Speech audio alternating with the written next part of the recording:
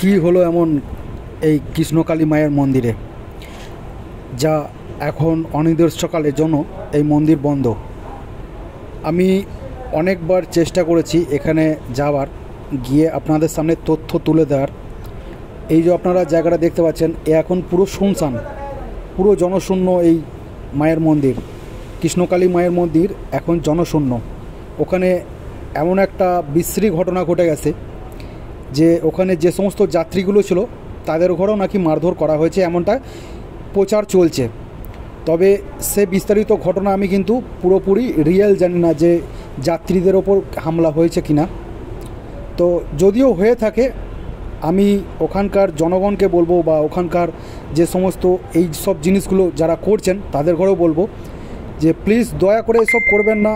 যদি আপনাদের কোনো ব্যক্তিগত সমস্যা থাকে সেটা আপনারা ব্যক্তিগতভাবে মিটিয়ে নিন এবং পুলিশ প্রশাসনের দ্বারা আপনারা মিটিয়ে নেওয়ার চেষ্টা করুন।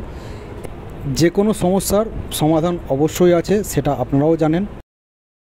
কারণ তারা সবাই যাচ্ছে যে একটা তাদের কাজ যাতে হয়, একটা সুফল ঘটনা যাতে তাদের মধ্যে ঘটুক, আয় উন্নতি আসে, এর কারণে মানে ওখানে ছুটে যাচ্ছে, এই কৃষ্ণকালী মায়ের মন্দিরে ছুটে যাচ্ছে। তো প্লিজ আপনাদের কাছে রিকোয়েস্ট করব, আপনারাও কেউ এইভাবে গুজব রটাবেন না।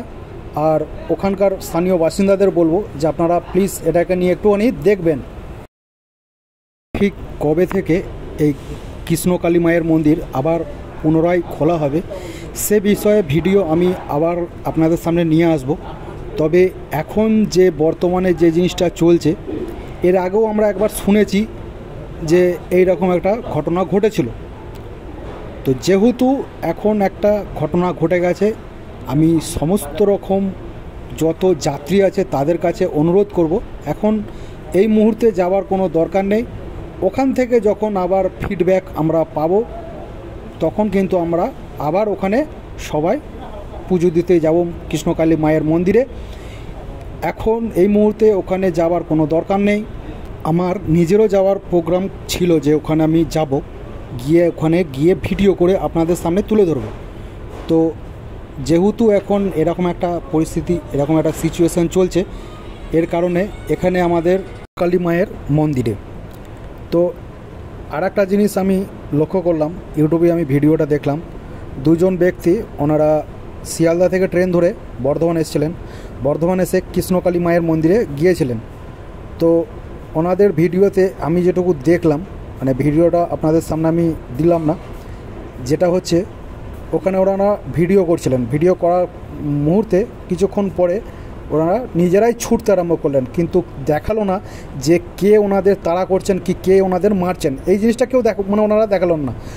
বাইরে গিয়ে অনেকটা তড়িতফাতে গিয়ে আবার পরের জন এসে বলছে আমার ক্যামেরাটা কেড়ে নিয়েছিল, ফোনটা ভেঙে দিচ্ছিল, হ্যাঁ গ্রিন বেলটা কেড়ে নিচ্ছিল, এই সব বলছে। এগুলো প্লিজ আপনারা দয়া করে করবেন না। আগুনে ঘি ঢালবেন না, জল ঢালার চেষ্টা করুন যাতে আগুনটা নিভে যায়, ঘি ঢালার চেষ্টা করবেন না প্লিজ।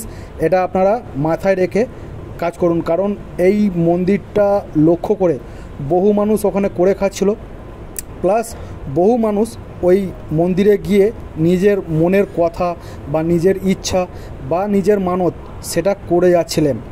এই রকমভাবে বিভ্রান্ত করবেন না মানুষকে, ভুল ভিডিও বা ভুল তথ্য মানুষের সামনে তুলে ধরবেন না, এটা আপনাদের কাছে রিকোয়েস্ট রইল। কৃষ্ণকালী মায়ের মন্দির আবার কবে থেকে খোলা হবে, কবে থেকে চালু হবে এবং কোথায় হবে সেসব বিস্তারিত আমার এই ভিডিওর মধ্যে পেয়ে যাবেন। আর আমার এই ভিডিওগুলো যদি আপনাদের ভালো লেগে থাকে, একটু কাজে আসে, অবশ্যই কিন্তু আমার এই চ্যানেলটিকে সাবস্ক্রাইব করবেন এবং পাশে থাকবেন। বন্ধুদের মাঝে বা পরিবারের মাঝে আমার এই ভিডিওটি শেয়ার করে দেবেন।